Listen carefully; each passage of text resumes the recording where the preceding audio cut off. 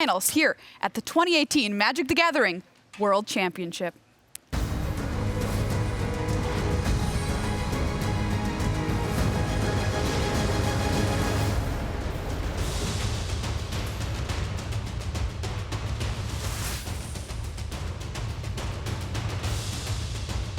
Hello and welcome back to coverage here of the Magic the Gathering World Championship.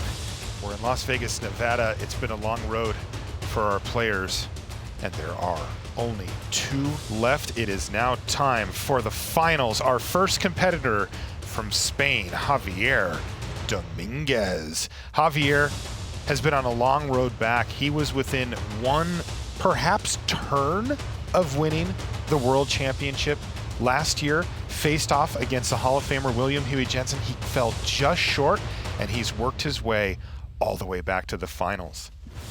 Sitting across from him in his first World Championship appearance from Poland, Grzegorz Kowalski. Grzegorz is one of the lesser experienced players, at least at the highest level. This is his first time being platinum. He won his first Grand Prix just this last season, and he has burst on the scene in a major way. The Pole sitting down, having a glass of water because he's got his hands full. He's got to beat Javier Dominguez if he is going to be our world champion, excuse me. Our players are playing similar deck lists here. They're both on versions of the deck in Standard for this entire season. We're sending it on its way here. Red-black.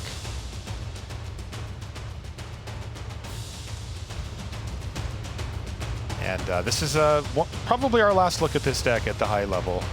And they're playing pretty similar lists. So we're going to get a chance to kind of dive into those. Welcome to the booth here. Thanks so much for joining us for live coverage here from Las Vegas. That's Simon Gertzen, Paul Chion, and I'm Marshall Sutcliffe.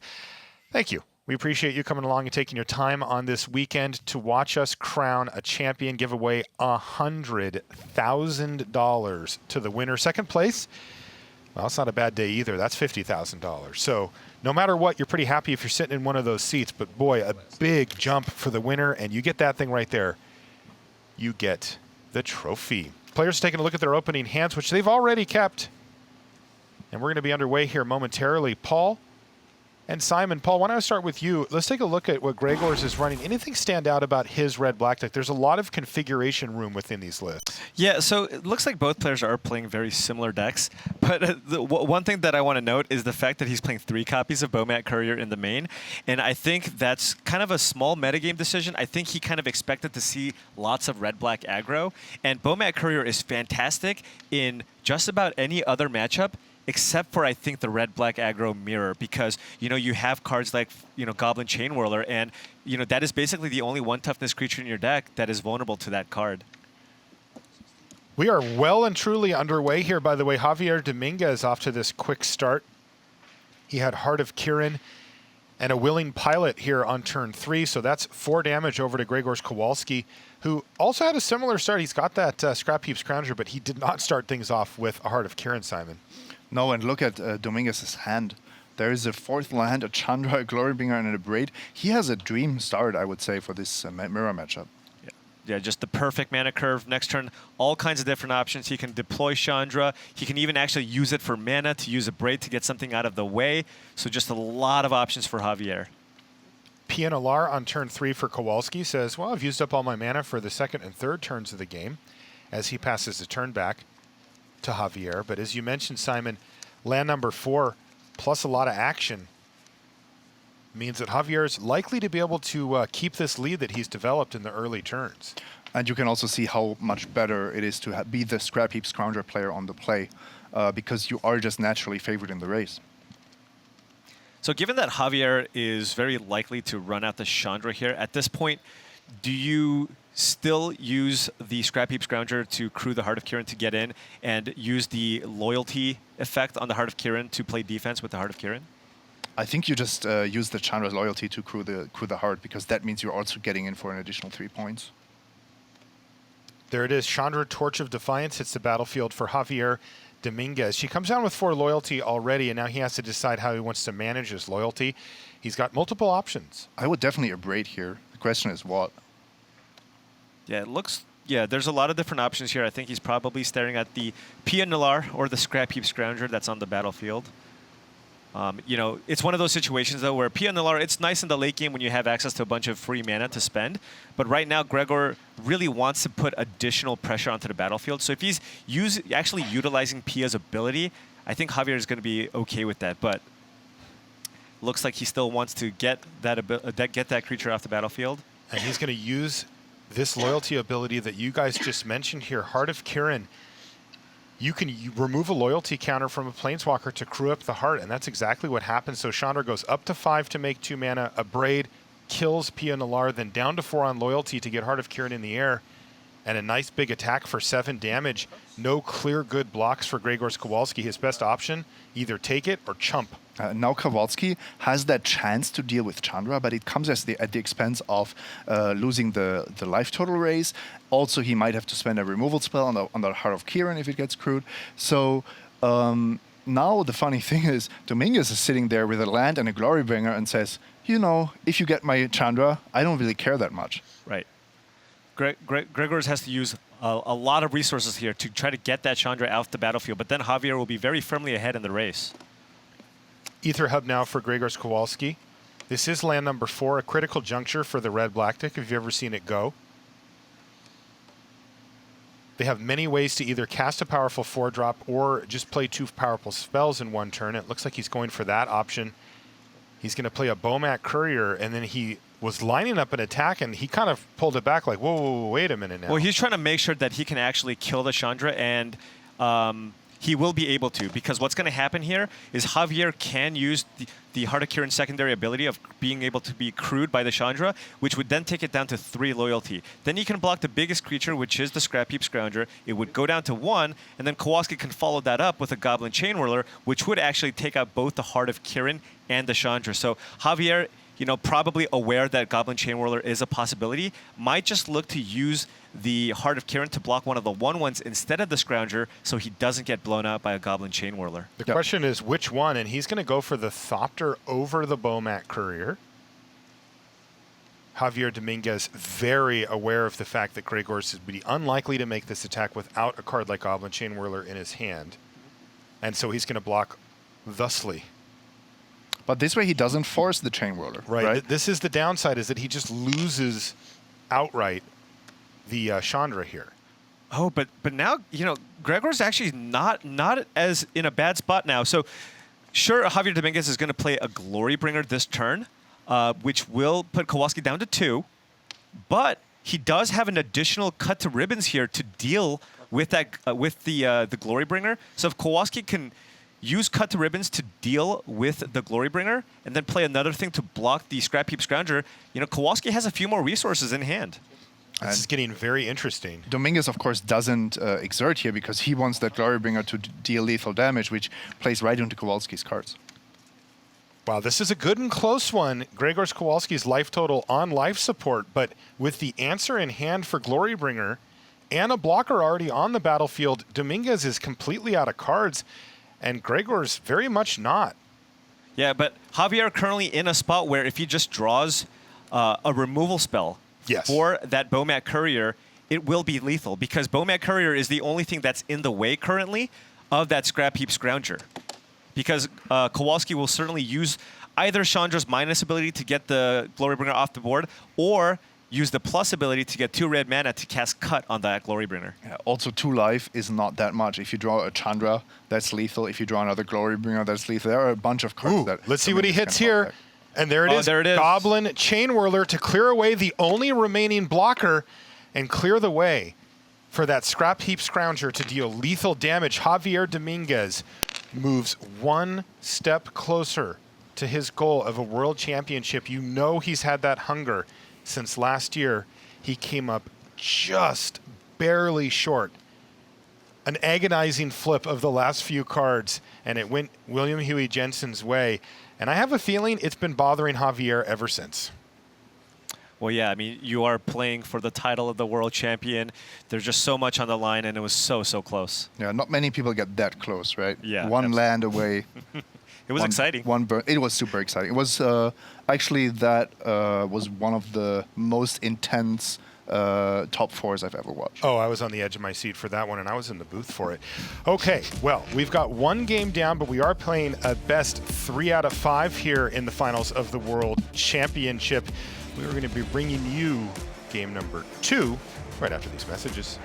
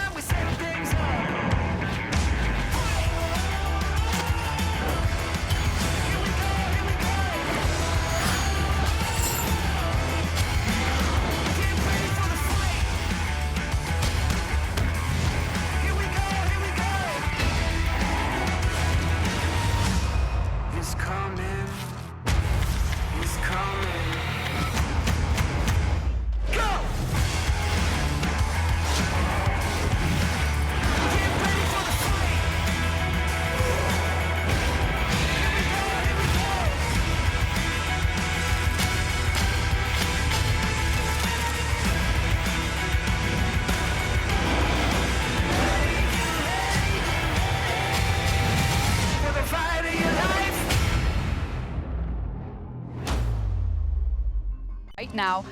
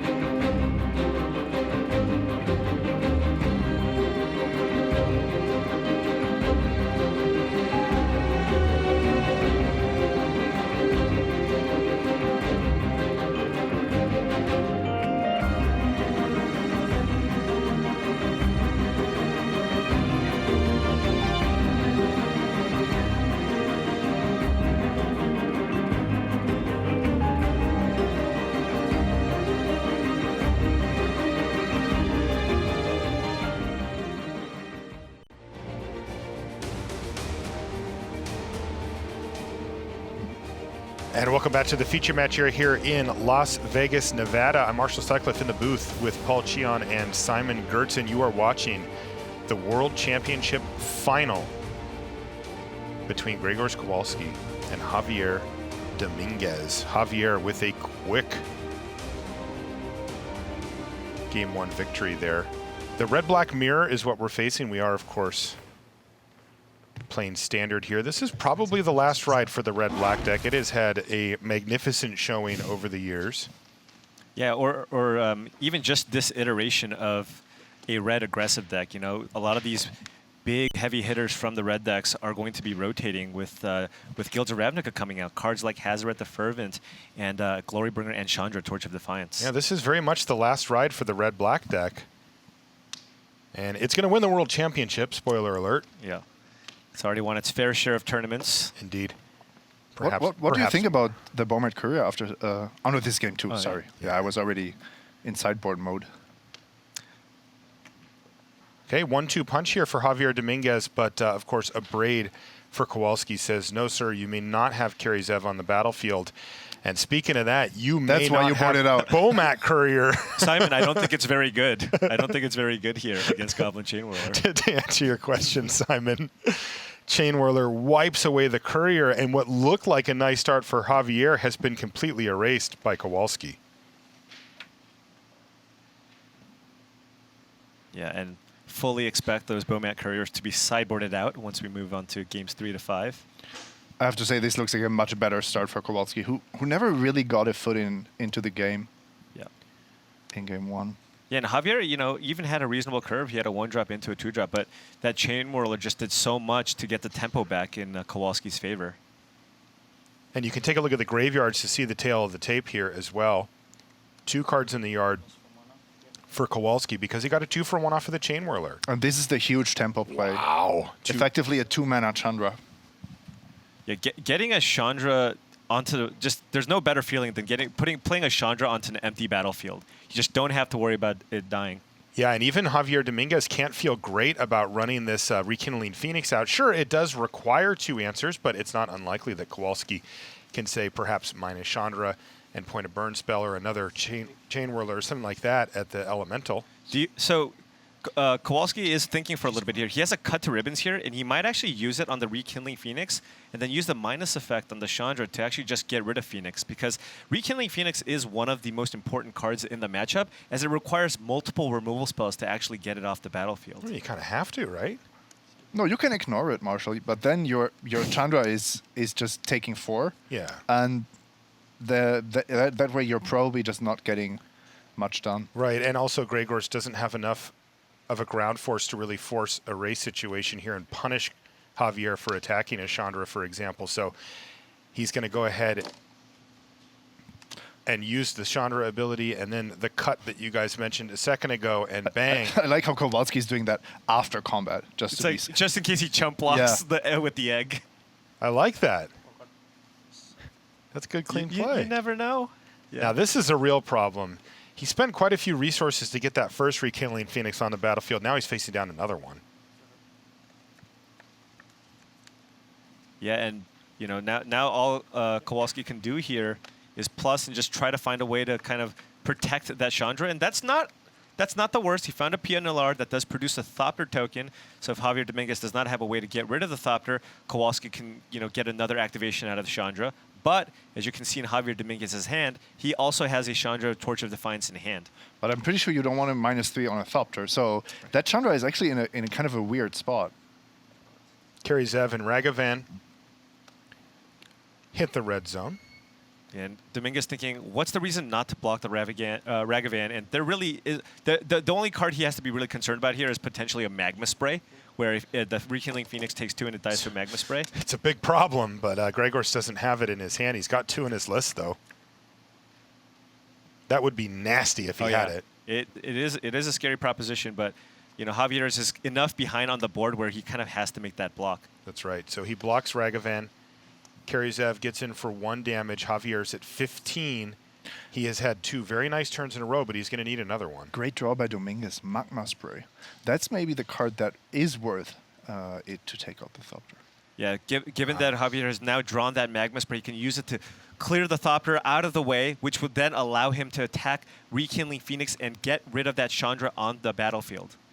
But do you just drop your own Chandra? I think it's really tricky how to play your own Planeswalker this game. Right.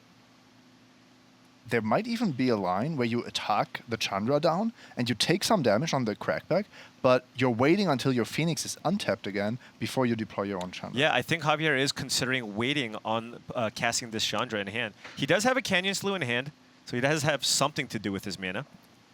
Still, that was a big draw there for Javier Dominguez, getting that Thopter out of the way for just a 1-mana spell, taking out the opposing Chandra, and now he's going to play his own Chandra. But this is a full trading of resources, Simon, similar to what you described. He's going to use it to kill Karizev, but that leaves PNLR left, and now she can take care of Chandra herself. Dominguez effectively played this as a 4-mana, 3 damage, gain 2 life, which Chandra is better than that. I mean, that's obvious. Yeah, it certainly is, but at the end of the day, once this exchange occurs, we're looking at Kowalski with a mere 3-mana 2/2 PNLR on the battlefield, going up against a Rekindling Phoenix. So Javier's slightly ahead, given that they're both kind of low on resources. Does the Scrap Heap Scrounger change that much in your opinion, Paul? Yeah, it definitely does, because right now we're just in basically a pure racing situation. Ooh, Bomat Courier off the top for Javier Dominguez. That could be a problem for Grzegorz in a turn or two. No blockers right now, so he's going to get a card under it. His other card is a land in hand anyway. And It's a canyon slow though, so he might want to redraw first. yeah, if he draws something like, you know, a Goblin Chain Whirler or something of that nature, he might just want to play that out instead. So just get a little more information. You see, he's going to tap these Ether Hubs with exactly that in mind, Paul. What if I draw a Chain Whirler? I'd like to be able to cast it without using any energy. What did he find? Looks like Heart he of found, Kirin? yeah, a Heart of Kirin. But, oh, and it looks like he's going to choose to be a little more defensive here. Play Heart of Kirin and leave Rekindling Phoenix back on defense with the ability to crew that heart as well. Absolutely. This is great because now you're threatening all kinds of blocks, either with the heart or with the Phoenix. The Phoenix is dominating Pia as it is, and if you don't want to risk a removal spell to take out the egg or to just a magma spray on your Phoenix, then you just block with the heart. Grzegorz doesn't have much of a choice here with his attack, and he's just going to send in the Scrap Heap Scrounger. Yeah, and we're at that point now where, you know, both players have kind of used a bunch of their resources. Now the Pia Nilar, you can utilize that mana to give it the fire-breathing ability that it has, to spend 2 mana to give an artifact creature +1/+0 until end of turn. So now Javier is thinking, look, if I block with the Rekindling Phoenix, did you draw a removal spell? Because it would be really bad for me if you killed my egg. But on the other hand, it feels really bad to crew Heart of Kirin and trade Scrap Heap Scrounger for Heart of Kirin because of Pia Nilar on the battlefield. And Pia is doing such an amazing job because she's also holding off that Bomat Courier. Yeah, so an One easy pump to trade. Yeah, an easy pump here. I mean, that's a very good trade for Kowalski. He has the ability to return that Scrap Heap Scrounger onto the battlefield. I do like not risking the Phoenix. I think that's just too much. If there is a single, any kind of a burn spell, you've basically lost the game. And you can't even crew the heart anymore. You can see that the Scrap Heap Scrounger has plenty of food in the graveyard as well. Karizev and Goblin Chain Whirler. Oh, and the other card in Kowalski's hand is a second copy of Pia Nilar. And Pia Nilar is a legendary creature, so Kowalski will not opt to put that Pia Nilar, put the Pia Nilar onto the battlefield just to make that extra Thopter. Now he recognizes that this is a true grind, and he can't make such a small incremental gain, so he's just going to pass the turn back to Javier Dominguez on 15 life. I think Javier is looking at potentially attacking with the Bomat Courier this turn. Cash in. Cash in. Divination. Yeah, I mean, sacrificing it for 2 cards. I mean, he's spending 2 mana to draw 2 cards. And now you attack with the Phoenix as well, right? It's not doing that. It doesn't have that much of an important task on defense. No, Well, we do have to imagine the Scrap Heap Scrounger on the other side for Kowalski here, right? But Dominguez didn't want to block the Scrounger earlier, so why would that change? Right, and there is a reasonable chance that Javier will draw a removal spell here for a creature. He hit Scrap Heap Scrounger, and was that Hazaret as well? Yeah. Yeah, I think that was a surprisingly defensive stance with the Phoenix. Yeah, it was definitely on the conservative end, as now, you know, Javier has the perfect blocker here in Hazaret. You know, Javier down to 1 card in hand. Hazaret the Fervent can block. Javier the Fervent. Javier the Fervent. Big draw step here for Kowalski. He needs to get something going, and he needs to get it going quickly. This is, by the way, a spot where Doomfall would be great, but that's only in Dominguez's main deck. Yeah. Kowalski with Unlicensed Disintegration, and see what he's working with in hand here. He's got an Abrade, which has no real great target. I suppose he could use it on the Phoenix, but he does need to get Javier to block.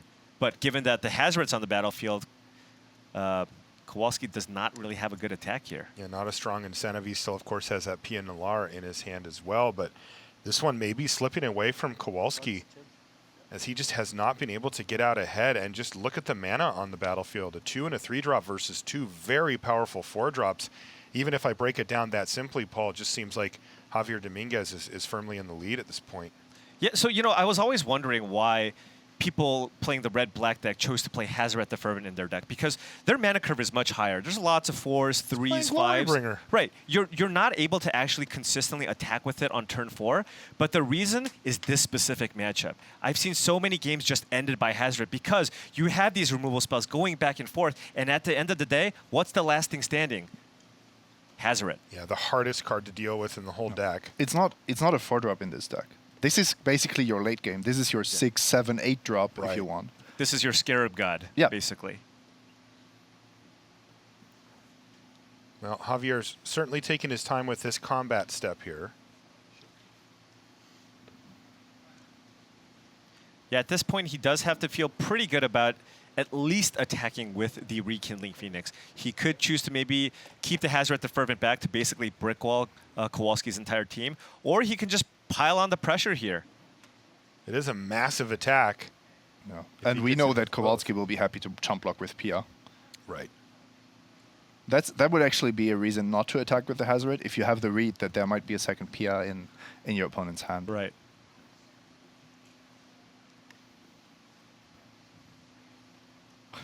Okay. Dominguez going for the full confusion. Hey, look, this is the finals of the World. Even the tiniest plays like this, you just got to make sure with 100% certainty that you are doing the optimal thing. And now is this Grzegorz Kowalski just hoping to find something off the top Oh of yeah, his he library? wants a Goblin Chain Whirler here, some kind of removal effect to get rid of that egg token. Wow, so he uses a Braid to kill the Rekindling Phoenix, but if he doesn't find something, it will come back next upkeep. Did he find a way to deal with the egg? I think so, given how quickly he's tapping his... Nope. Well, it was a Canyon Slew.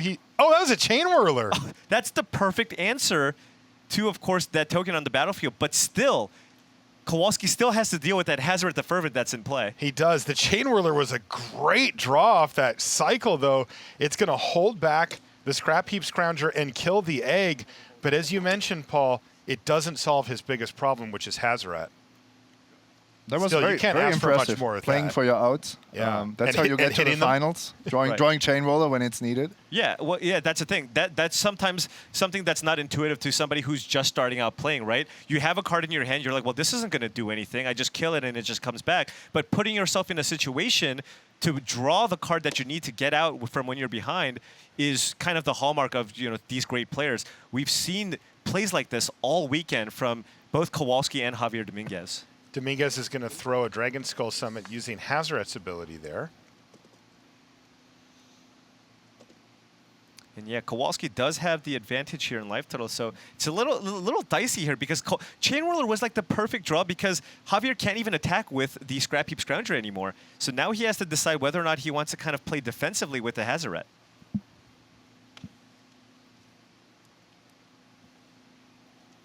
He is kind of losing the race. Well, one of the things that I'm noticing here, too, is, paying close attention to Grzegorz Kowalski's graveyard. He does have a cut to ribbons in the yard.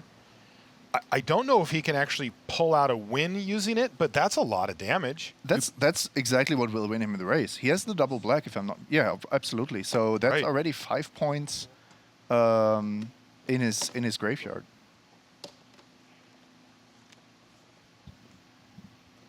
Goblin Chain Whirler now for Dominguez. Puts him ahead in the damage race. Grzegorz Kowalski down to 9.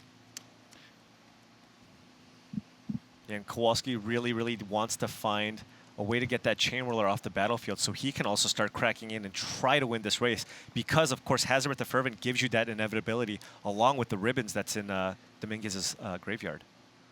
You don't need to deal a ton of damage here. So there might even be ways of attacking with... being quite reckless with your attacks just to get 3 damage through. Does Kowalski also have a ribbons in his graveyard? Yeah, Kowalski's the one with the ribbons in Yeah, his yard. Kowalski has it. Oh, okay. Yeah, Okay, yeah. sorry. I thought That's what I was... Okay. Yeah. Does Javier also have one? I don't believe so. He's got one in his main deck, and I don't think it's in his yard. Oh, I see. Okay. Might be wrong. It's a little tough to see, but... Oh, I do see one. The third card down. Is that what you're looking at, Paul? Yeah, I that think says so. cut, doesn't it? Yeah, I believe both players have cut to ribbons in their yard. So this is really dicey. Both players are aware of the ribbons in each other's graveyard, so yeah, this is going to get really close. You can't look at the board state and figure out exactly what's going on here.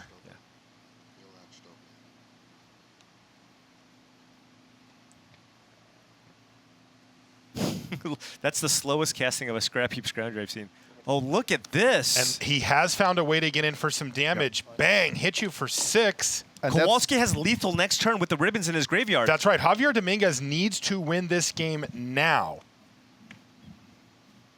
And this is exactly how you do it. You exploit that one opportunity you have. The Hazard is tapped, only one blocker because of Scrap Heap Scrounger's downside, and suddenly Dominguez is looking at this board and says, This I have is Hazard. incredible. I have a Ribbons as well, but somehow these Pia is winning the game for Kowalski. Yeah, I mean, I am super impressed by Grzegor's play here. He had not been ahead in the game for a while. He gave himself a chance to win. Remember that play where he had no answer for the elemental token, and he found it eventually. Yeah, it's the smallest things, because also remember the turn where Javier Dominguez chose not to attack with Rekindling Phoenix? The turn where he cashed in that Bomad Courier, that 4 damage could have been hugely relevant here. Yeah, would This have won, attack would is have won not the enough. game with Ribbons. He would have won. It would have won the game. Yeah, there was a few wins for Dominguez there, but right now, this attack's not doing it. Block like that, Pionelar producing 2 blockers and soaking up a full 8 damage means that Kowalski's only going to take 3, and all he has to do is untap, play Ribbons from his graveyard, and it's lethal. If Dominguez has a land, Kowalski goes to 1 against Ribbons. But that's how close this game is. So close. And look at Dominguez. I don't think he can believe how close this got. He's just like, he's about what to scoop happened? him up. He's looking at it like, you got it? Yep. He's picking it up. And that's going to do it. Grzegorz Kowalski with lethal on board and in the graveyard is going to win game number 2 in very impressive fashion. You know, he took some calculated risks in the middle part of that game that ended up paying off for him, but it feels very much like if he didn't risk that, he would have lost. Yeah, absolutely. It was one of those situations where he was so far behind. Javier Dominguez was the one with Hazard the Fervent in a virtually empty board, and Kowalski needed to string together a few cards in a row to actually come back from this, but he played to, the expectation of trying to draw those cards, and he did. And, a lot of players wouldn't have done that, and that allowed him to actually come back from a spot that looked really grim for him. I wonder what's going through Javier Dominguez's mind with regards to that last game. He has to feel like that one slipped away from him. In the meantime, we have now hit the sideboarded games portion of our match. We're playing a best 3 out of 5, so the first 2, no sideboard. Now, sideboard. Let's take a look at Javier Dominguez's full deck list. On the bottom part of your screen is the sideboard. Quite a few options here, Simon. Does anything stand out to you as far as what he'll want to bring in this matchup? I really like the more expensive cards in the matchup. I like more Planeswalkers, and I love the Eldest Reborn. Sometimes forcing your opponent to sacrifice a creature is not great against Scrap Heap Scrounger or Pion Alar, but other times it's just absolutely devastating. It's also one of the few ways to get rid of a naked Planeswalker that just comes on the battlefield on turn 4. Yeah, Chandra's Defeat also just a very, very efficient removal spell, a 1-mana way to answer cards like Chandra, Torch of Defiance, and Glorybringer. And I would definitely bring in the Siege King Commander as well. The way this matchup plays out, that has to be a good card. Yeah. You just want to be able to go over the top of your opponent. Let's take a look at the other sideboard here from Grzegorz Kowalski. Did he bring a similar plan to the table?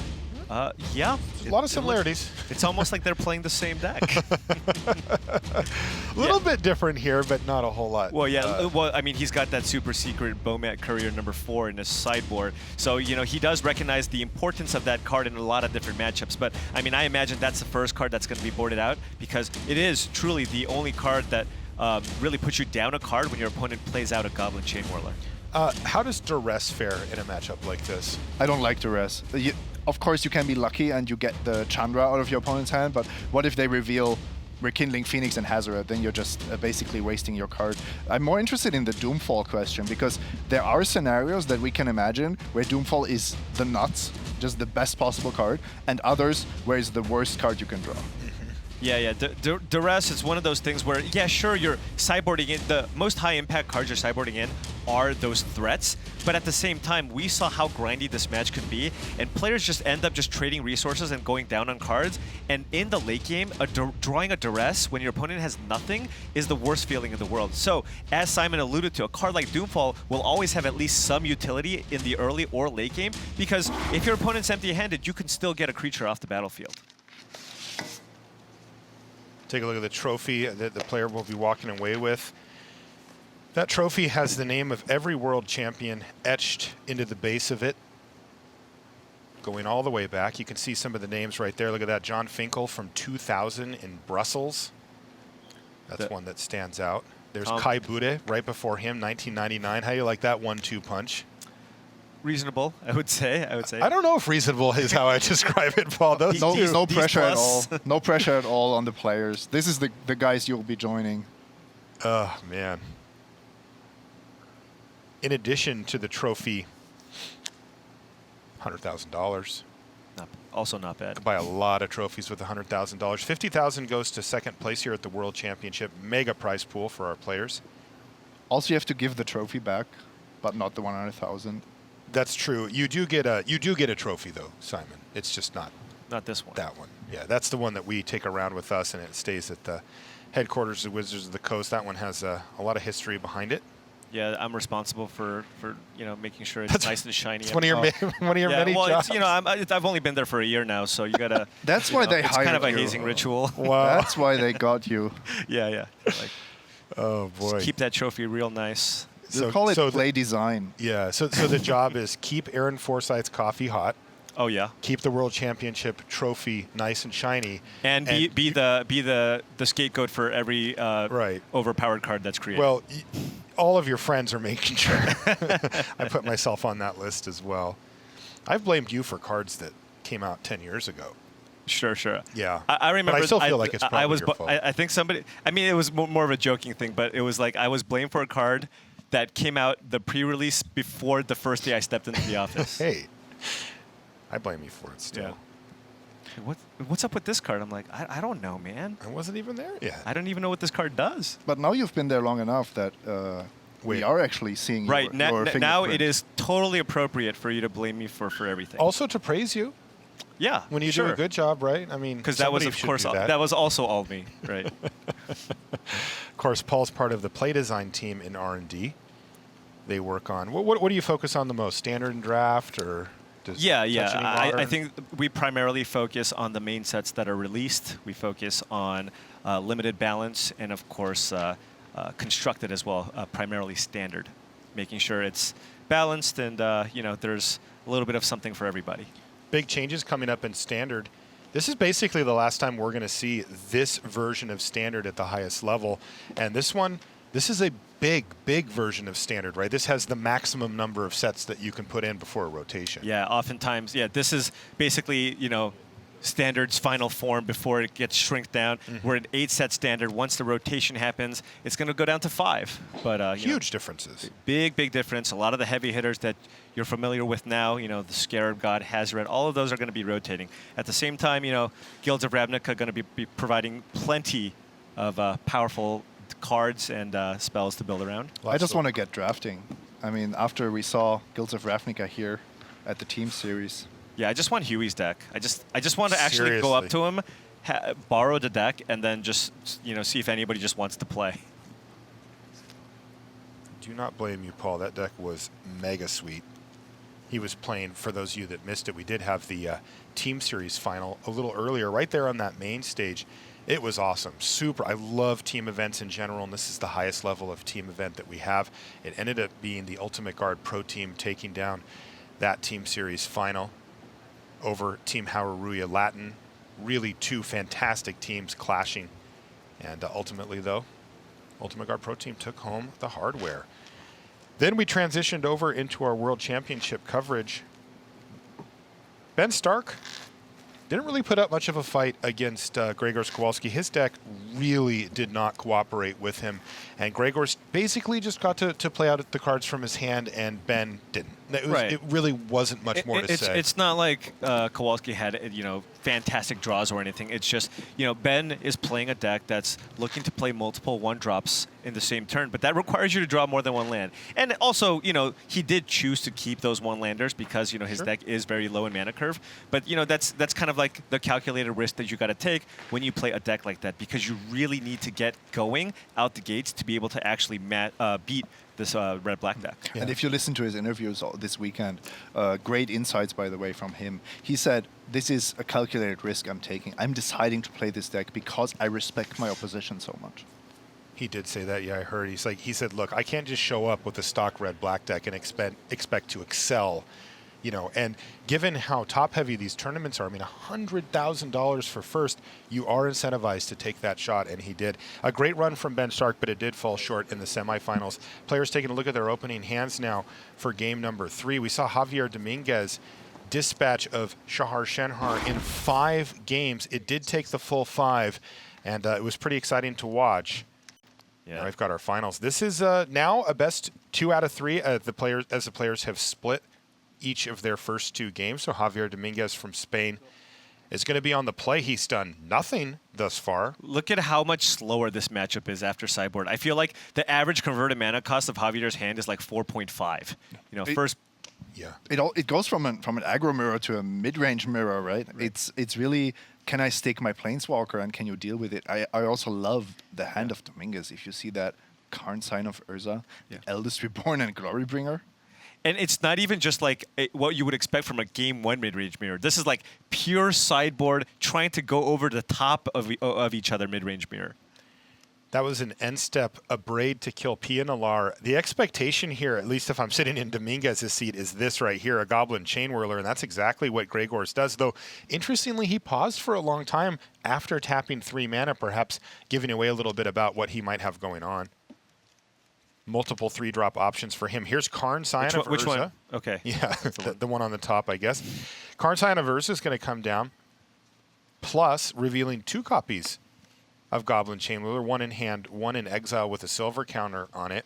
In the meantime, Goblin Chain Whirler is going to apply pressure to Karn, but not enough, as Karn still has 3 loyalty. But a big swing once again for Kowalski. He plays Chandra pluses and plays Scrap Heap Scrounger in the same turn. Just a massive tempo hit there for Grzegorz.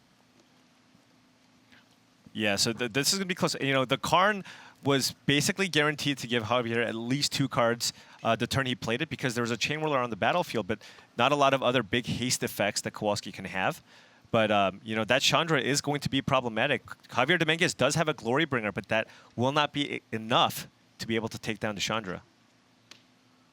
Plus Karn once again, and it looks like a mountain here for Javier Dominguez. Into hand, Ether Hub's going to go into the silver pile. And here it is. Boom, Glorybringer pre-exerted, pre-tapped, pre-attacking.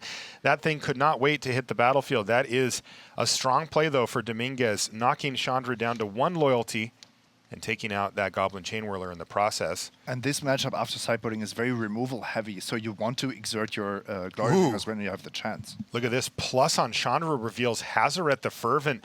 Well, she won't be able to attack yet. That is just tempting to get on the battlefield. It's just one of the most important threats in this matchup. So yeah, Kowalski does choose to play it out and attack with the Scrap Heap Scrounger. You know, one thing that he could have been looking for this turn was an untapped land, because it looks like he has a Pia Nalar in hand. So if he had an untapped land, he could have played a Pia Nalar and utilized Pia Nalar's +1/+0 ability to use the Scrap Heap Scrounger to get rid of that Karn on the battlefield. Yeah, both players able to get the opposing Planeswalkers down to 1 loyalty, but that equals minimum 1 more activation, and we've seen this grind go further and further. It looks like Javier, though, is ready. Double Chain Roller, guys. Oh, here we go. Chain, that is chain, big. And that is nasty, taking out all the permanents on the other side of the battlefield with the exception of Hazaret the Fervent. And Javier Dominguez says, you got tempo plays, I got those too. Boom. Chandra's gone. And so is the Scrap Heap Scrounger. Hazaret the Fervent's left on the battlefield, but she's not doing anything. Grzegorz Kowalski has 4 cards in hand right now.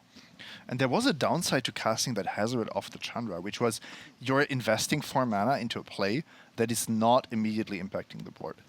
Not saying it was wrong, because you would have been giving up a free card and one of the best cards in the matchup for sure. But now you look at Kowalski's hand and you're thinking, this looks a bit clunky. Yeah, that was a turn where he did almost nothing, right? He tapped 4 mana and nothing has happened on board as a result of that. That is a tough sell in this matchup. You don't get a lot of breathing room. Doomfall you.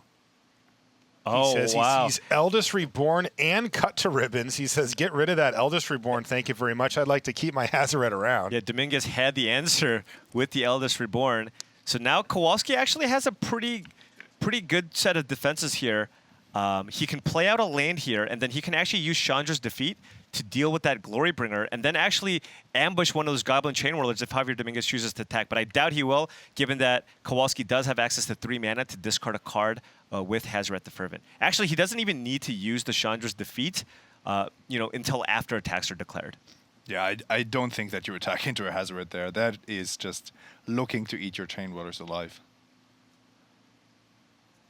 So this is actually, again, just kind of close. Yep. You know, Canyon Slough gets cycled, finds another land. Kowalski has the answer to this Glorybringer.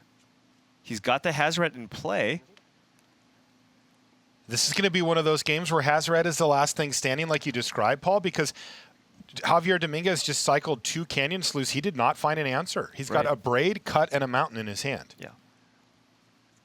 And we know how that goes. And look at the scenario. I mean, we were talking about whether or not Duress might be a decent card here. What if Javier draws a Duress at this point? It's just not going to do anything. Ooh, yeah, real bad. With that extra 2 mana, by the way, perfect mana efficiency still for Grzegorz Kowalski. He's going to bring back the Scrap Heap Scrounger. It doesn't look like it's going to have a lot of attacks, at least for a while, but you never know. Grzegorz could find some removal here. And a big draw from Kowalski, a removal spell for one of the Goblin Chain Whirlers, which means he's now going to be winning the race here with the attack with the Hazoret the Fervent, and he has a follow-up here with Pia. Great stuff from Grzegorz Kowalski. He may be turning things right back around in his favor. This has been a very swingy game. Both players with double spell turns at some point over the course of the game. Usually you stay far enough ahead off of those to win the game, but that has not been the case thus far. A Braid is going to fire off at Pia Nalar, and it is pure fireworks in the feature match area here as the players kill everything on the other side every turn. Yeah, and all Javier can now hope to do is just try his best to race. He's got a Cut to Ribbons in hand. He might want to just use it, fire it off on either the Scrounger or the Thopter here, because the Hazoret is going to be attacking every single turn. Yeah, this is where you have to find out how do you actually win this race. And we've seen Cut to Ribbons be actually a super important piece of the puzzle in game 2. That's right. Grzegorz Kowalski didn't end up having to use it because Javier Dominguez conceded first, but that was a big, big part of what was going on that battlefield. I think Javier really wants to minimize the damage that he takes here, given that there's a Hazoret on the battlefield with activations and him already being down to 14. So he's got to kill the Scrappy? I mean, it's a consideration for sure. I mean, of course, it does come back, but yeah that's what he's going It doesn't for. come back this turn, so that's definitely 3 damage you're not taking. So he gets him down to 15, kills a Scrap Heap Scrounger, plays his own Scrap Heap Scrounger, and passes the turn, but Hazoret the Fervent is standing there very threatening. So now both players, again, with Cut to Ribbons in their graveyard, with a Hazoret on the battlefield, and both players just looking to race. And really, it just comes down to who draws the better cards here. Yeah, but if Dominguez doesn't kill the Scrap Heap Scrounger, he's actually taking 9 points of damage, and he's basically dead to Ribbon. So a very smart play there of getting rid of the Scrounger. Canyon Slough's going to get cycled here for Kowalski. Kowalski just thinking, I mean, Javier Dominguez does have the land advantage here. He's got the ability, he's got 8 mana on the battlefield, so he has the ability to cast Ribbons for 8. If he draws a land, that would be 9, which would take Kowalski down to 6. So if Kowalski... 9 mana, so X is 7 maximum. Oh, right, 7, never mind. So that would put him down to 8. So it wouldn't be a lethal attack this turn. Yeah, But Kowalski knows that even if Dominguez spends all of his mana on Ribbons, he's not dead the next turn, which is super important. Oh, wow. Wow, The Chain and Whirler look what here. he found off of that Canyon Slough. It does mean he doesn't get back the Scrap Heap Scrounger, but he'll take the upgrade here. Goblin Chain Whirler, an additional point of damage, and a blocker that threatens to either eat the Scrounger or trade off for the opposing Chain Whirler. Much better. And Dominguez is on a virtual 3 if Kowalski uses his Aftermath on the Ribbons. Wow, this is not looking good for Javier Dominguez. Grzegorz Kowalski once again patiently working his way through the middle part of the game. It's great how in this mirror match you really have to play on all dimensions, right? You have cards in hand, you have discard effect, you have sacrifice effects, you have graveyard recursion, you have Aftermath, indestructible gods, Chain Whirler triggers, and one misstep really is the end. No Phoenixes this game is actually the most surprising part to me. Oh yeah, from either player, strange. Goblin Chain Whirler right back at you, says Javier Dominguez. Away goes the Thopter. But can he actually mount a reasonable offensive from this position? It feels like he's in one of those spots where he doesn't really have great attacks, but also blocking a Hazaret the Fervent is not where you want to be. The thing is, if he attacks, Javier can only block one creature with the Chain Whirler. So if he blocks Hazaret the Fervent, he takes 3 from the Chain Whirler, goes down to 4, and then Grzegorz Kowalski does have that lethal Ribbons, which would be a Ribbons 4/4. So he actually cannot no attack even possible here. So Okay. now he chump block. He has to double. Yeah, he has to block both of the creatures, which means he will lose both of his Chain Whirlers, and Kowalski will still have that Hazaret on the battlefield. Boy, he did take a hit for casting that Hazaret and having it not do anything for a few turns, but you mentioned it, Simon, about how critical of a card this is in the matchup, and we have really seen why. Hazaret the Fervent has been a wrecking ball on this battlefield. And I thought after that double Chain Roller turn, Dominguez really had it. He had such an advantage, and that one Hazaret doesn't look like much, but it is in the end the clock that just doesn't stop ticking. So, trade and chump block here from Javier Dominguez just to not die. We don't know what Grzegorz drew for the turn, though. He drew 2 damage to your face. Yeah, that we know. that much is minimal. So he could do that and then try to set up a land next turn to just use cut to win the game on the spot, regardless of what happens with Hazaret. And he may need it here. Okay, here we go. 2 to the face for Grzegorz Kowalski. Says, you're at 5.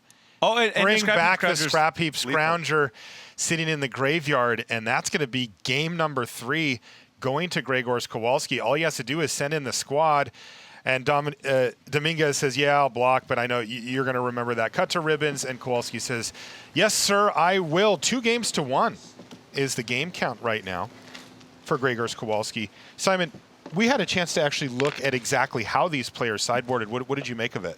Yeah, I'm going to start with Kowalski here. And as we expected, the Bowmat Couriers are coming out. And he also doesn't like unlicensed disintegration in the matchup. Then he's shaving 2 Karizev and an Abrade to put in 3 Chandra's Defeats, 2 Karn's Scion of Urza, the Eldest Reborn, and the 2 Doomfalls are coming in as well. Is that what you expected? I wasn't sure about the Doomfalls. For the other cards, absolutely yes.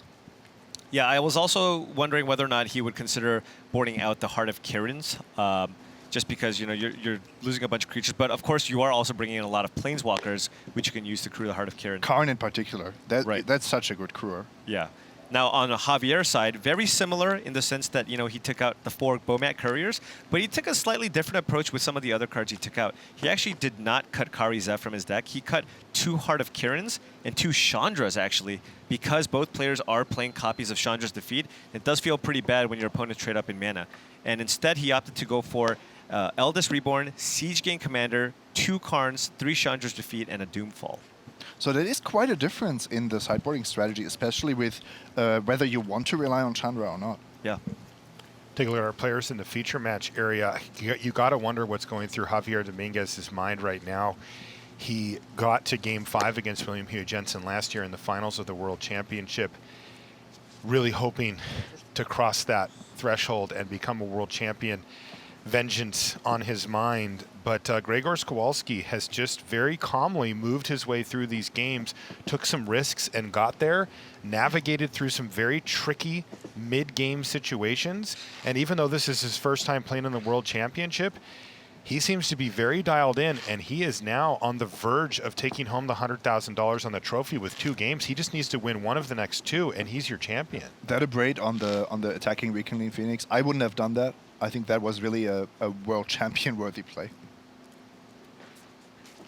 Yeah, I have yet to see Kowalski make even a minor error that I've spotted so far. He's been playing this deck so tight, just getting every single edge and even playing to his outs in situations where it looks like he can't win. That is a difficult combination to beat when you give a player like that such powerful cards in Standard here, but Javier Dominguez has to dig deep, focus in, and try to win 2 more games. You know the emotions must be running strong for him at the moment, though. That can't play into it here. He categorized himself as a casual player in an interview with BDM. I'm kind of I'm going to call him out on that, Yeah. I'm going to call him. I'm like, you just made back-to-back finals of the World Championships. You're one of the best players in the world. gonna call you out on casual player. Gonna go ahead and say you're a competitive player. Yeah. By the way, no good news here for Javier Dominguez. He had an extremely land-heavy hand and immediately shipped it back. Goes back into his shuffle mode. You know, I think the one game that Javier might still be thinking about, because he did look a little bit rattled after the game, was game 2. Yeah. The game where he's the one who had the Hazoret the Fervent in play. He had an opportunity to attack with that rekindling Phoenix, and he was like very close to being able to kill his opponent. And that game might be the one that haunts him in this match. And we all know the feeling. It's this knowledge that it didn't go like it should have gone. Something went wrong, and you can't quite make it out. Right. I know that feeling well. And those are the ones that feel worse, where you feel like you played a game and you could have done something a little bit differently. Sure, there are games like the ones we've seen with Ben Stark where you just don't draw land 2 and you just die. But there's, you know, a lot of that is out of your control. But in situations where you played this long, close, grindy game and your opponent slightly edges you out and wins, those are the ones where you really sit back and think, like, what else could I have done here? Yeah, I have a phrase for that. I said Huey would have won that game. I don't know why I picked Huey. There's a lot of great players to choose from. He happens to be one of them. But I always just think to myself, there was an edge to be gained. I didn't find it. I don't know where it's at exactly, but I was close. And when you can get your opponent to 1, which, by the way, Javier could have that game thanks to that cut to ribbons, you have to look back and say, yeah, that rekindling Phoenix attack, something in here. I could have done something. I just know it. And those things can stick with you. He does have to clear that away, though, for now. A Braids trade-off for the first 2 drops for each Javier wants player. to land here. Well, he's going to have to settle for Pia Nalar. I was going to mention how we can see the different sideboarding in effect, because Kowalski still has Heart of Kirin and Dominguez still has Karizev. Both of them died to a Braid, so not really a Didn't difference. matter. In the meantime, Goblin Chain Whirler here on turn 4 for Grzegorz Kowalski is going to clear away a Thopter token, land off the top for Dominguez. So what does this give him an option on Karn? Oh, he's also got Hazoret the Fervent in his hand. Both players have their Hazarets. Yeah. Looks like he's going for card advantage. And again, finding multiple copies of the same card. And this one is even more rare because I think there's only... Oh, it looks like they go up to 3 Magma Sprays potentially after sideboard, but not a lot. Dominguez has 3 after sideboarding. Yeah. If he brings it in. Right. Yeah, given that both of the players are boarding out the Bowmat Couriers and such, you know, less good targets for Magma Spray. But at the same time, very, very effective at dealing with Scrap Heap Scrounger. I'm really interested to see how this plays out, because I'm looking at Hazoret the Fervent in the hand of Grzegorz Kowalski, and on the other side, if he can engineer the right board state, Javier Dominguez has the answer for it with the Eldest Reborn. It is difficult to do, but the right combination of removal spells at the right time could leave an empty enough board for Javier Dominguez to get Hazoret the Fervent off the battlefield, and that's such a huge win. Yeah, and I like the play that Javier made there by opting to play Karn, Scion of Urza instead of Hazoret the Fervent. As Simon alluded to earlier, Hazoret is not a turn 4 play. Hazoret is the last threat that you play, especially in a matchup like this, because look at his hand. His hand is just chock full of removal spells. He's not going to be able to attack with that Hazoret anytime soon. We may see this come to fruition here, by the way. That was in a braid off the top of the library for Dominguez to add to his Magma Spray as well. So now, if Grzegorz plays something that can die to Magma Spray, and he uses the Abrade on the Chain Whirler, he may be able to set up that Eldest Reborn. With the dream. Oh boy, so this is a dream. huge turn. Let's see what Kowalski has to add to the board. And remember, if he doesn't add anything else, you know, meaningful, then that line is very live for Javier Dominguez. And Kowalski, of course, is aware of that. Yes. What are his options? Wow, his hand is He doesn't very have weak. many. So he's going to try to just empty out his hand here, it looks like. Yeah, he's going to discard a land here to deal 2 points of damage to Javier Dominguez and attack for 8. So this is a big attack, but... Will he attack Javier or Karn? I think Hazoret's going to attack Karn. Yeah. But this is a huge swing for Dominguez because Very he gets big. to use a Braid to kill the Goblin Chain Whirler, and with nothing left to play for Kowalski, the Eldest Reborn is going to have maximum impact, killing the best card in Grzegorz Kowalski's deck. Look at And him, he look just at slams this. it. Boom, Eldest Reborn, you sacrifice a creature, and he could not be more excited to have had that sequence work out for him. Now he gets to even have him discard and then get his own Hazoret the Fervent back from Grzegorz graveyard. Okay, Karn, Scion of Urza. There's a lot riding on this Karn for Kowalski. Yeah, I'm not going to give you that doom fall, probably. Going to go ahead and take that one away. So one interesting thing, too, if Javier wants to get wants the ability to attack with Hazoret next turn, is he could just play it if he draws a land, for example, and then use Magma Spray on his own Hazoret just to be able to have enough cards in hand to actually attack the Karn. Ah, sure. Okay. Chapter 2 says you discard a card. There's a land in hand. It's a Canyon Slough. I think he's Does going he to just do cycle it.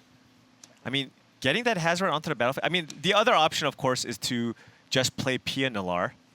But the Eldest Reborn, once you go to Chapter 3, you can reanimate either a Planeswalker or a creature from a graveyard. So there is Hazoret in Kowalski's graveyard, but at the same time, Javier could just look to get his Karn back. No. I like casting the Magma Spray here.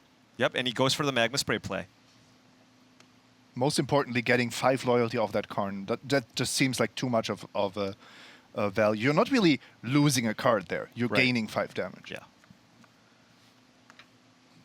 And like you mentioned before, he can get back his Karn with the Eldest Reborn if he'd like. Now that he has a Hazoret. Right. Second one's not just so good. have it all, right? Right. Yeah. Wow, really impressive stuff here for Dominguez, able to cling to that board state just long enough to get full value from Eldest Reborn, and that thing has had a profound impact on this board. A little bit of a sketchy draw here for Grzegorz Kowalski as well. Things not quite shaping up for him. He needed something really important on that one turn and couldn't find it, and Dominguez took full advantage. So Kowalski does have a Doomfall with a silver counter on it, so that's probably what he's going to get with that Karn. He's going to use it to basically get that Hazoret the Fervent off the battlefield, but keep in mind that Eldest Reborn can still get the Hazoret the Fervent into the graveyard. Into play from Kowalski's graveyard if he so That's right. chooses. So Grzegorz is just going to wait, but this is a dangerous game to play as well. If you're planning on doomfalling your opponent's Hazoret, well, he's going to get something back right now either way. So you're going to have to find an answer for that too. Right, and you got to go for the Karn here. I mean, that seems like basically it's the only really good option here. So, But of course you take your opponent's Karn. Oh yeah, of course.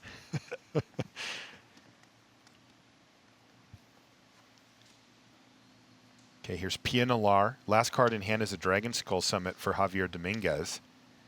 Yeah, and now the issue is, now the Doomfall doesn't do anything anymore. Right. So I understand the reasoning, but I don't know if that really gave Kowalski better chances at winning the game. At least you would have forced Dominguez to get the next Hazoret, and maybe you top deck a solution to that one. Yeah.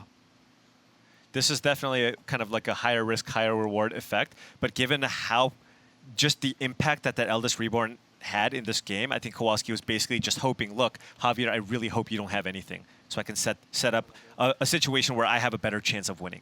Kind of like what he did in the previous game. Right. He attacks in for 5 with Hazoret, knocking Grzegorz Kowalski down to 15.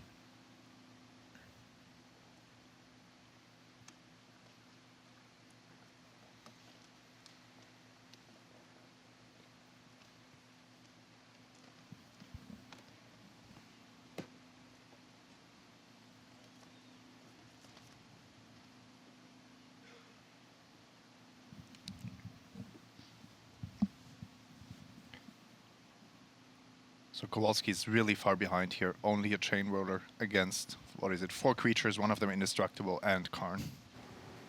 No, Paul, the advantage bar doesn't go further left. Yeah, Simon caught me trying to move the advantage bar further, but there is no... But there's space. There's space on the screen. Well, when it says top 4 finals, but if it says more, we are out of real estate. So the advantage bar is absolutely pushed all the way over in Javier Dominguez's direction as he has seized firm control of game number 4, and he's on the verge of forcing what else but a Game 5 for the World Championship. He's been here before. This is, of course, Grzegorz' first time at the World Championship.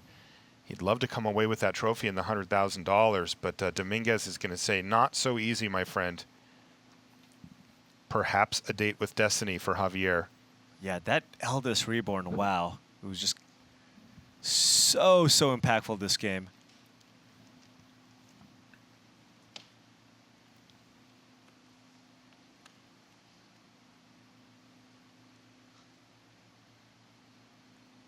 The aggression continues here from Javier Dominguez. He is lining up a 2-turn clock. That is 9 damage.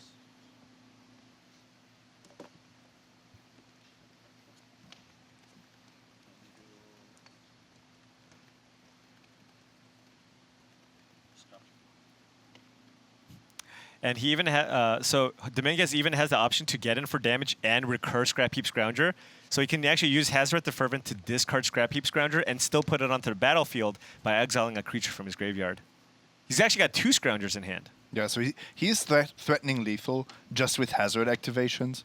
Yeah. And of course the creatures in play still have to be dealt with. Doomfall. He says response, discard, discard, and put up lethal. That is game number 4 going to Javier Dominguez. And we have game number 5 coming up shortly. Wow, this is, when you really boil down what's about to happen here, gentlemen, we have a singular game of Magic for $50,000. No, it's just casual Magic, right? That's what Javier calls it. Yeah. It's just a normal game, except, you know, $50,000 is on the line. Boy, this is intense stuff. I'll tell you what, I think people are going to be asking Javier to sign their Eldest Reborn if he ends up winning this tournament, because that was the game changer in game number 4. You can actually see that players are going back to their sideboards, or at least pretending to go back to their sideboards, maybe wanting to keep the opponent a little bit in the dark about the exact configurations of their decks. Yeah, it looked like Javier kind of switched potentially a Chandra out of his deck. You know, and I think that's a decision that you make on the whether or not you're on the play or draw. Cards like Chandra Torch of Defiance are far worse when you're on the draw, especially in this type of matchup. Yeah. Being on the play just seems really, really good, with the chance to just have either an empty board or the board advantage when you drop your first Planeswalker. Right. That's right. And we've seen that be one of the more powerful swings. Now, it has not equaled victory every time. We've got, honestly, some very swingy games here in our finals. They have gone back and forth where we've had the advantage bar pretty well over to one player and then have it go away. In fact, it was Javier both times. But the rules of this matchup are becoming more and more clear. It's really about who has board presence when the Planeswalkers start coming down, and then you have this game between certain creatures, which is really funny. You don't want to run out a Goblin Chainroller on an empty board. Pia Nalaar is relatively weak to Chainroller, but against the Eldest Reborn, to protect your Planeswalkers or to put on aggression with your Scroungers and your Thopter tokens, she's one of the best cards. So suddenly you have almost a rock, paper, scissors meta game within your own deck. Yeah, it's like, do you ever want to run out Chain Whirler turn 3? No, you might want to save it to get that Thopter out of the way. Do you want to play that Pia Nalaar on turn 3? Well, your opponent could have a Chain Whirler. You know what? I'm just going to keep up my Abrade and just hope my opponent flinches first. Yeah. And that's actually why I like the Magma Spray so much, because if you play your Chain Rollers defensively, you can wait for the Phoenix and get them with the trigger and the Magma Spray. I think maximizing your Chain Roller triggers is an important path, or an important step towards victory. Boy, these players are getting ready for this last game. And again, I have to go back to Javier Dominguez and what in the world must be going through his mind right now, thinking, I can't believe this. 2 years in a row now, I've sat down across from another Magic player with the chance to be the world champion, and found myself entering into a game 5 with everything on the line. Grzegorz Kowalski, his first appearance here at the World Championship, and it has gone swimmingly. He crushed the Swiss portion, only picking up 3 losses for the whole thing. In fact, both of these players had that distinction. I can guarantee you that both of these gentlemen are only thinking about the red-black mirror match right now. They are completely in the zone. This is just, how good is this card? Can I keep this hand? What is my turn 3 play going to be? Am I weak to turn 4 card? Ooh, all right, so it looks like Kowalski on a mulligan and Javier Dominguez on a reasonable hand, but it's only got 2 lands in it, so.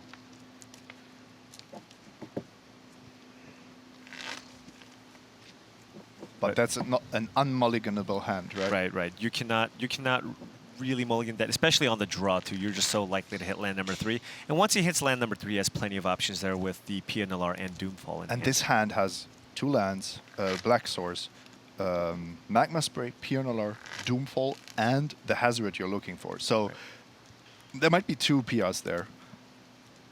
Depending, yeah, I think it's 2 PRs, but still, that's a hand that I would never mulligan. By the way, my steadfast companions in the chat room remind me it was actually game 4 last year that Huey won, and it was not game 5. But my point stands. How do you get back here again? I can't even imagine the chances of getting back to this spot. Like if you were to tell me what the % chance he had the day after Worlds last year to actually find himself here and playing one game for the World Championship, I would put that very low. Yeah, I believe it's just Javier and Shahar that have made it to the finals of back-to-back World Championships, right? Well, we're going to find out right now as we're looking at a scry here from Grzegorz Kowalski if it's going to be the Spaniard or the Pole. Who will win the World Championship here in 2018? Let's get underway. It's time for game number 5. Land go from both players to start things off. Scrap Heap Scrounger. Is there a Magma Spray? There is. That's a good first turn there for Javier Dominguez. 3rd land drawn for Dominguez. Yeah, is very waiting critical. for 4 and 5. He does have 2 copies of Pioneer in hand, as you mentioned, Simon. Oh, and another land. And Kowalski's holding a hand full of very powerful 4-mana effects. Let's take a look. Boy, you weren't kidding. Look at that. Rekindling Phoenix, Chandra, and Karn. Doomfall is the play, though, for Javier Dominguez. And that's not a good Doomfall, because there are 3 cards you want to take. Yeah, and they're all great, and you're sad that if your opponent plays any one of those cards. Right, but he can't play them unless he draws a land, so there's a big draw step coming up because If Javier, Kowalski top decks an untapped land, yeah, he might be favored in this game, even after getting his Scrounger, Magma Spade, and the mulligan. Javier Dominguez thinking long term is going to take the Karn Yep. and pass the turn back. Can Grzegorz hoping for Kowalski no land find here. a land here off the top? Big. Is that another Karn? Yeah. Wow, what a whiff for Kowalski. He really needed to find a land so much on that draw step. He has to pass a turn back. And now Javier Dominguez gets to play Pioneer, unchecked, pass a turn back to Kowalski. Yeah, and with the Pioneer in play, he can actually, start pressuring one of the Planeswalkers that Kowalski would choose to play. And Another Chandra off the top of the library for Kowalski. This one is quickly slipping away and into Javier Dominguez's favor. So close last year, and now he's getting ever closer to $100,000 and a trophy. He's going to attack in for 3. And if you notice, he did not play the Glorybringer this turn because Javier Dominguez did see that Kowalski had a Chandra's Defeat in his hand. He also didn't play Chandra before. He is playing around the spells that he knows he has and forcing Grzegorz to do something. Got to have a land here, or you got to figure it's over. And that was Unlicensed Disintegration. He can't even cast it with the 3 mana that he has. Javier Dominguez, he needs to navigate these turns correctly. If you and notice, if he does, Javier smells blood. His pace of play has I noticed. has hastened considerably. now he can't get down to enough cards in hand to attack with Hazoret, even if he were to use a Braid on one of his own creatures. So he's going to have to stay patient here and pass the turn back. But his hand is super powerful. He's got Chainwhirler, Glorybringer, a Braid, and another miss for Kowalski. The wheels have truly come off for our Polish player here, and Javier Dominguez is poised for redemption. Do you respond with a Braid if Kowalski Magma sprays? I feel like you want to shut the door as quickly as possible, but No fancy plays. nothing cute here, huh? He can still do it. He can, but even if he plays Glorybringer, if he doesn't draw a land, he can't attack with the Hazoret the Fervent. That's he needs to right. draw a land. So instead, he's just going to stay conservative. He finds a Doomfall off the top of the library. yeah, at this But is it just Glorybringer or Clock here? Just slam the dragon and get in there? right, because Kowalski already has used one of the Chandra's Defeats that he saw about, so he just Yeah. wants to put on max pressure here. And does Kowalski have another copy of Chandra's Defeat? No, he does not. That's 6 damage. Kowalski's down to 10. I think he's out of time here. There's just nothing he could, even land won't do it here. It's too late. He finds land number 4 here. He can play Chandra to kill the Glorybringer, but he's so far behind after this critical mana stumble here in game number 5. Our Spanish player, Javier Dominguez, poised for victory. Kowalski hoping that Dominguez can't empty his hand. Dominguez just really wants a land here. So now he can double activate. He can kill him, right? 5, 6, 7, lethal. 8, 9. He's going to, well, I guess he's just going to play the Goblin Chain Whirler. Yeah, which would put him down to 9. Discard a card, put him down to 7. Like, you can just throw him with Hazoret there, but at any rate, he's getting in. He's putting Grzegorz Kowalski. Is he down to 2 here? Or maybe down the to numbers are 3, and that's going to do it. Sweet redemption for Javier Dominguez. He lost last year. He came back all the way to the finals, and he is your world champion. Congratulations, Javier Dominguez.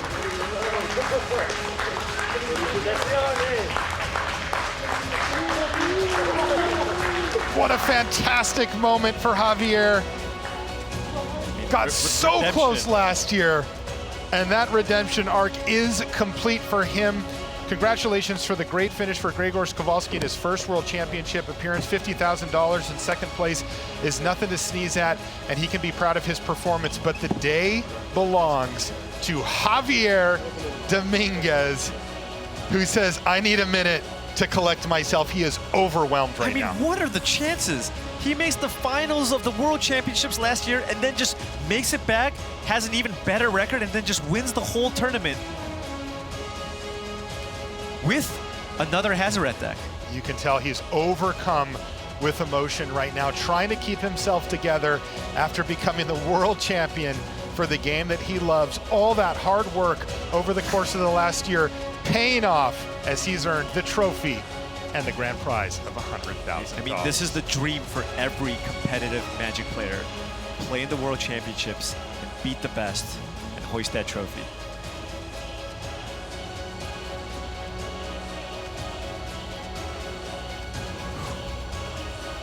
Boy, I feel drained now.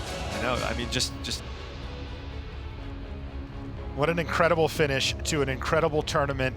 This celebrates competitiveness at the highest level in our game, and you got to see it all on his face. Javier Dominguez finishing off Grzegorz Kowalski in game number 5 and earning that trophy and the $100,000. Welcome back to the booth. Incredible stuff from the feature match area. You could just sense it, how emotionally important this was for him. Amazing stuff. I'm close to speechless. Yes, and that's hard to do because Simon never stops talking, as many of you know.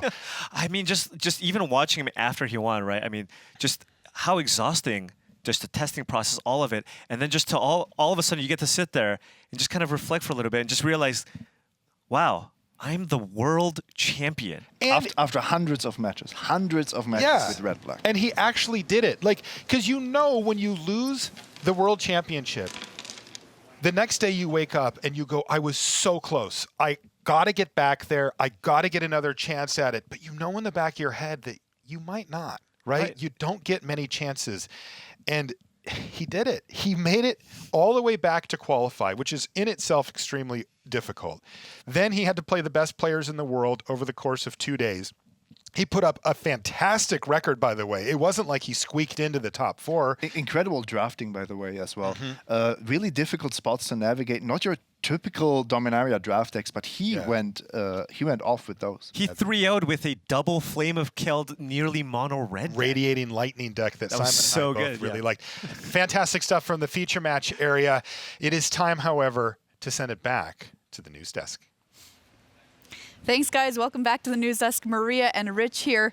Wow, what an incredible end to our finals for the World Championship, Rich. Yeah, fantastic stuff. And also, not just a fantastic end, but a fantastic 3 days. This almost never happens. If you go back to Friday morning, 3-0, both of them, Javier and Grzegorz, both get to 3-0. They co-lead at 6-1 overnight. After the second draft, Javier's 3-0, that pod as well, leads at 9-1. Kowalski's in second at 8-2. They both make the top 4. They both win their semis. They absolutely pace the field from round 1 until the last turn of the entire tournament. And you know, brilliant. Rich, I haven't been in this seat here, been able to watch the World Championship from, you know, the front row that we have for too long. But I remember last year with Huey Jensen doing it, he went into that tournament and it just felt like he said to himself, I'm going to win it. And the same thing happened this year with Javier. Yeah, I think also for Javier, there's this thing of, we say every round is so hard, and that's true. But put yourself in the position where until game 4 of the finals, you don't get to start doing better than last time. Everything up to there is climbing the mountain to be given the opportunity to do better than last time, which is absurd. You're, you know, Marshall said it in the booth, potentially one turn away last year.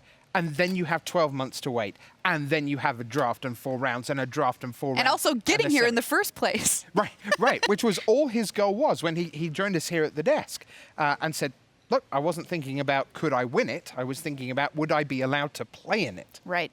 Fantastic. I also want to take a moment, Maria. We are very much, particularly on coverage, we like to think that we are country and region blind in a sense. Because Magic's a global game. And we just think of Magic players as players. Doesn't matter where they're from. But certainly my social media, there's an awful lot of people who are saying it is great to see the success of European Magic, which has not been in necessarily fantastic shape for the last 2 to 3 years, maybe. Not a ton of absolute top-tier players. And part of that, of course, is because the emergence of the Latin American crowd who've just been so wonderful. Harry Latin, of course, we saw. So I know that a lot of people taking great satisfaction in seeing Spain, and in this case, Poland with Grzegorz in the final. So congratulations to them, and here's to many more regional battles. Absolutely. And you've been a big champion for this too, Rich. So I've got to say thank you on behalf of all those people too of pointing that out and making sure it gets spotlighted in our community. Oh, it's just fantastic. And you know, again, you've got Marcio in Portugal and you have the Brazilians and Magic goes in cycles, right? There was a time, we're looking at Denmark again as we head towards the team series for next year. There's a whole team of Danes who are right at the pinnacle. Again, and it's, you know, a few years ago, it would be the Czechs, for example, or the French in the mid-2000s. So, you know, Magic's very much a game of cycles, but great stuff by both of them. We've been joined at the desk by Simon Gertzen, fresh out of the booth. Simon, a tremendous final. Obviously, the last game, not great, but if you're Dominguez, you have to have won 2 games to put yourself, again, in that position where Kowalski cannot draw land number 4. And that didn't look very close, but if Kowalski top decks the 4th land on time, it's a very different game. Suddenly, it's Kowalski who has the first Planeswalker, who has the first real threat on the battlefield. So it looked a lot less close than it was. How impressed were you with Kowalski throughout the weekend? Very. I mean, Kowalski is a very quiet guy. He's not the flashy, wave to the camera personality, but when he plays, those plays are amazing. He is just on top of not only of his play, but he knows exactly what are the probabilities that I have to have here in this spot to maximize my chances of winning. He abraded an attacking Rekindling Phoenix without a way to deal with the token. And then he knew, if I don't draw a Goblin Chainwhirler, I'm going to look pretty stupid. But he did draw it and gave himself a chance to win that game. I liked also Eldest Reborn kind of taking a little bit of the spotlight in these finals. Awesome. I thought great commentary by Marshall at that moment as well, because that was a genuinely exciting moment. It was like, he slams the Eldest Reborn, away goes Hazoret. That was, for me, the pivotal moment of the final. In these kind of mirror matches that are almost 75 card mirrors, you're looking for the mirror breaker. And we've identified the Planeswalkers, we've identified Hazoret as the cards that really define the games after sideboarding. The Eldest Reborn, target player sacrifices a creature or Planeswalker. And you know what's really cool, too, to see the standard format here kind of at its pinnacle and at its conclusion. We've been with it for a long time and seeing it here as it wraps up at the biggest tournament of the year. And we get to see cards from Kaladesh, but we're also seeing cards from Dominaria in there as well, which I think is kind of cool. Yeah, give us a word, Simon, as well, because obviously in the final, there's only 2 stars on the stage. But give us a word about the top 4, because Ben Stark had a fantastic weekend, and so too did Shahar Shenhar, getting very close to becoming a 3-time world champion. I'm going to start with Shahar because there was this meme of little kid luck back when he was just super young, and suddenly you have a two-time world champion that doesn't have a Proto Top 8. So that is kind of surprising. And the way he came back here, you could see that he had aged, that he had matured. He, of course, the suit also helped, but the things he said in the interview, I thought were super impressive. Fantastic. And how he handled himself, losing this super important match, best of 5 in a matchup that he must have liked, I thought were super classy and impressive. Did you think Javier was lucky to get out of that matchup alive? Did you feel that Shahar was the favorite there? Not lucky to get out. It's a game of inches. Okay. But Shahar must have felt good because that's what he chose to bring to this tournament. And we also heard from Ben Stark, of course, where he talked about, it's not the title that's important to me. It's merely getting here to play Magic at the highest competitive level. That doesn't mean that losing doesn't sting. Yeah. I know Ben. I've known Ben for a long time. We've played on the Pro Tour together, and he is super rational. He is just somebody that will not even accept any kind of irrationality or saying, I could have gotten there, I could have had the trophy. That's not his style. But he is so invested into this tournament. The way he is grinding out events, he's grinding these pro points, because for him, making it to Worlds and competing against the best players, that's the real prize for him. Well, this morning we handed out $102,000 to be shared amongst the winning team in our Team Series Championship. Now it's time for 6 more figures to go, this time to just one person, and that is your 2018 World Champion. It's time for the award ceremony here, and here is Marshall Sutcliffe. Hello, everybody. Welcome to the feature match area here in Las Vegas, Nevada. Boy, last year he got this close. This year, nobody would deny him. It is time to honor our world champion for 2018 from Spain, Javier Dominguez.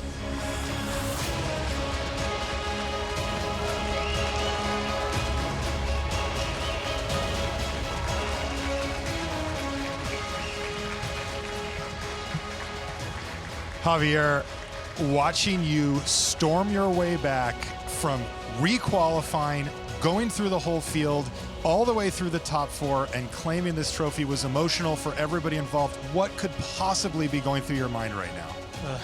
Just many thanks to everyone, to all my teammates, family, friends, all the support. It means a lot to me.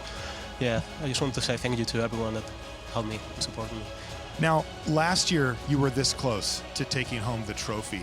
What was going through your mind in the days following that? Did you resolve to try to come back here and take this trophy down?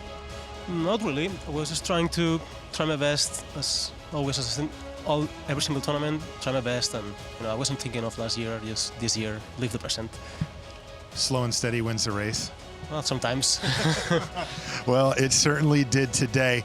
Congratulations, Javier. But, we do have one more little item of business for you here before we let you go.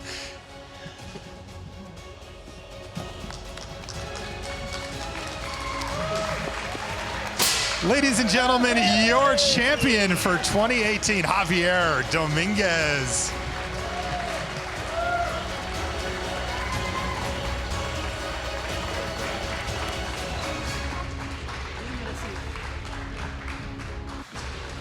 Go, Javier.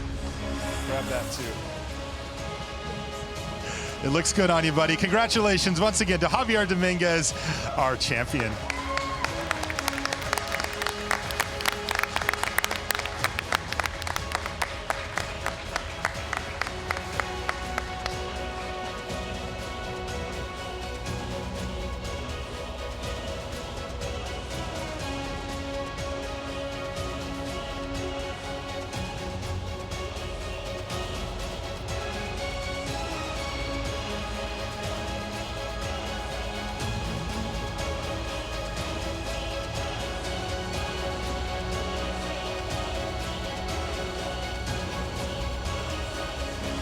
That's going to do it for us in the feature match area here. It means it is time for the end step.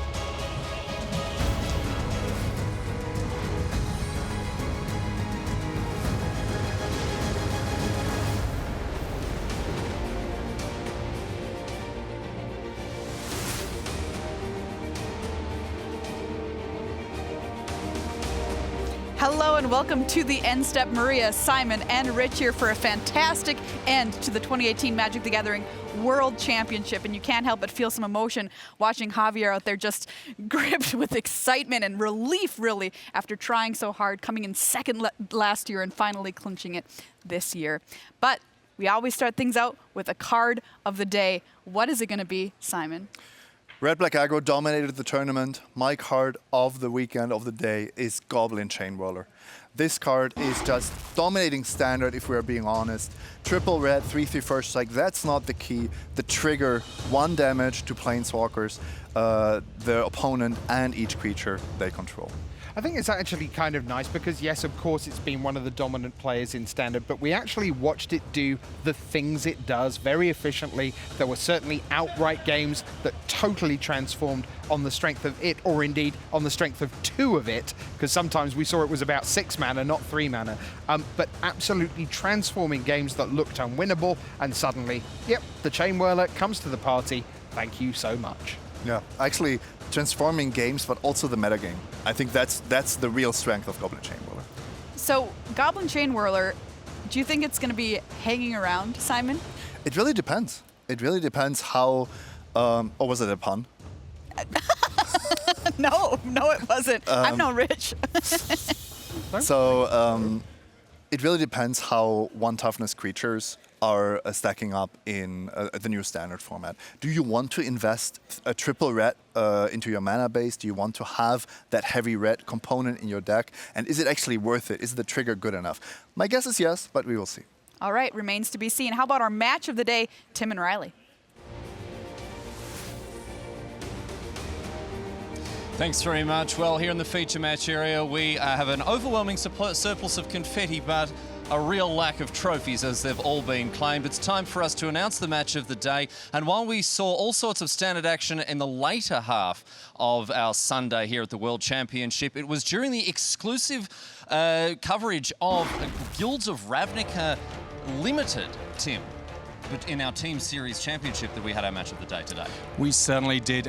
When we already had seen our first half of the Team Series, we had seen Team Ultimate Guard getting their foot out in front. They just needed to win 1 more match in order to take the title, but they found some stiff competition. It was the Peach Garden Oath against Luis Salvato, Sebastian Pozzo, and Lucas Esperberto, and early doors, thing looked rough for the Ultimate Guard squad. First, you had Pozzo winning his match 2-0 against Reed Duke.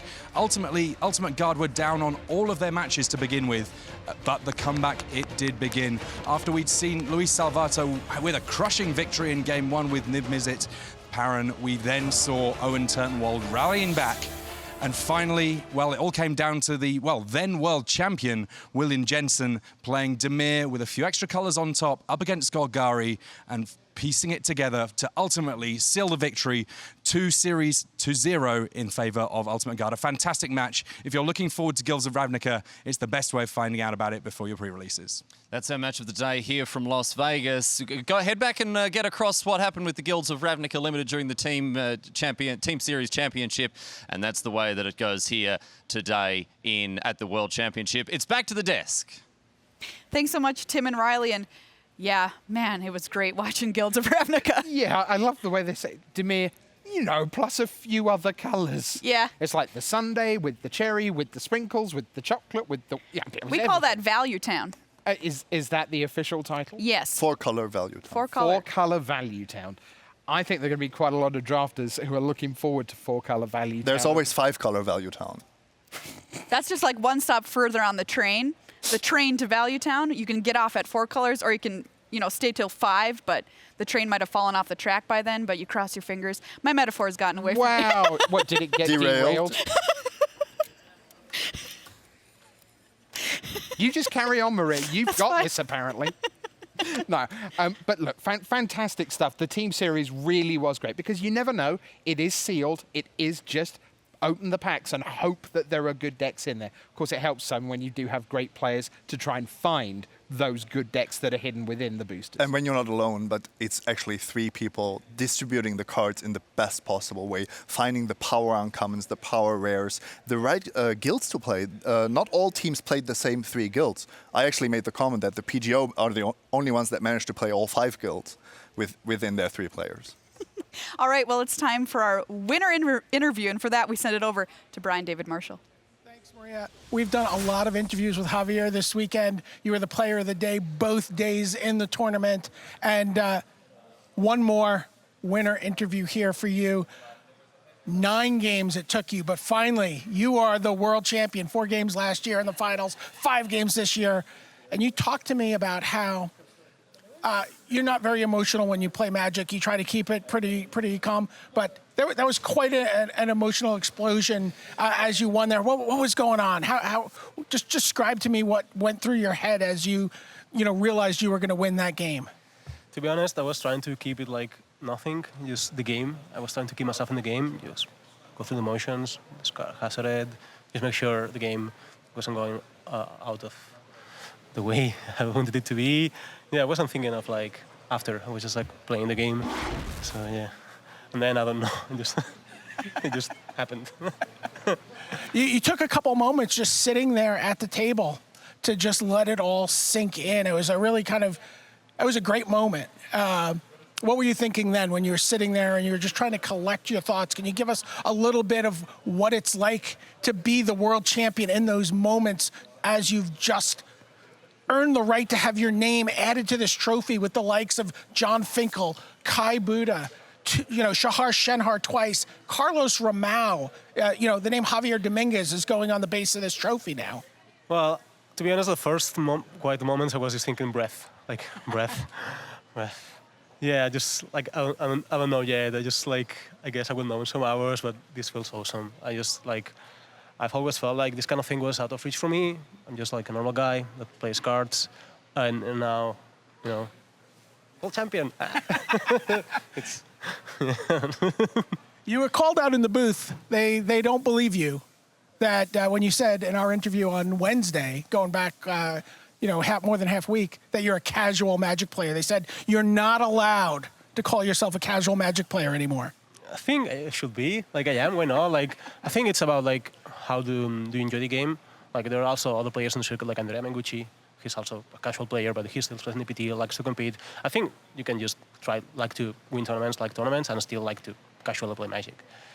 Oh, that's great. I love that. Now, you mentioned Andrea Mengucci. Going into this next Pro Tour season, you're going to be playing with Andrea Mengucci and your finals opponent, Grzegorz Kowalski. You guys are going to be on the same Pro Tour Team Series team. Yeah, I think we have a good team. Both are great players, and the rest of the rosters, Kelvin, Tesani, and Nishitian, are awesome players too. So yeah, I think we have a decent chance to come back as a Team Series finalist, hopefully. Now, let me ask you, you've become, among all the other things that this represents you, you're the first person from Spain to become the world champion. There's been a Portuguese world champion before, but you're the first Spanish world champion. You even up the score there. What does it mean for the people at home? And do you have a message you want to deliver to your fans all over the world, but specifically your fans in Spain who were rooting for you all weekend long? In Spanish? You may. Muchas gracias a todos por el apoyo. Significa mucho para mí y sois los mejores. Una pequeña parte de aquí va por vosotros. All right. Javier Dominguez, congratulations. You're the world champion. So happy to see it. It was great to watch you all weekend. And enjoy the buffet tonight. I hope you have a lot of plates. Thank you. Fantastic stuff. Welcome back to the desk one last time here at the end of 3 days. As Riley said, there are no more trophies to give out this weekend at least. So, Maria, as we close out Worlds Week, what do you take away? The tenacity and drive of Javier Dominguez, coming in second last year, saying, you know what, at some point, started to enter his mind, I could get back there, and maybe this time I could win it, and he did. Simon. Your mental game has to be just spot on. This is where you see they're not thinking about, I lost last year. They're not thinking about, this is the deciding game, or I might lose everything I've worked for. They are just sitting there and saying, I need to remember to discard to hazard it. I have this locked up if I just play correctly. And you can tell that when Javier says he's a casual player, I think he means he's just casually winning tournaments. Because of his mindset, he is not stressing himself out. Of course, it matters deeply to him, but it's not a loss or a win is not really attacking his existence in any way. He is Javier Dominguez, casual Magic player, but fearsome competitor at the same time. All right. And so it's time to put all the toys away for another year. Worlds has come to an end. Team Ultimate Guard executed their year-long plan to become Team Series champions here in the desert of Las Vegas, Nevada. Meanwhile, that Final Four, Shahar Shenhar, Ben Stark, Grzegorz Kowalski, and Javier Dominguez tried to win that trophy. In the end, Javier Dominguez, in 5 games, took care of business against the Polish superstar.